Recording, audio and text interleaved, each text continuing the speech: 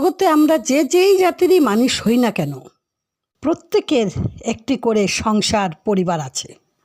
আর পরিবারের প্রত্যেকে একজন আরেকজনকে যেভাবেই হোক আমরা সাহায্য করে যাচ্ছি। অথচ বন্ধুরা, এক পরিবারে থেকেও সকলের ভাগ্য আলাদা আলাদা।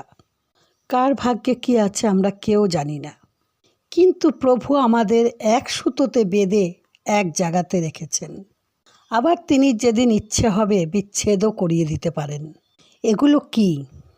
এগুলো হলো পূর্বজন্মে ঠিক যেমন কর্ম ছেড়ে এসছি, তার কারণেই পরিবার সুজন, বন্ধু পরিজন এদেরকে আমরা পেলাম এই জন্মে। সবই কর্মের ফের।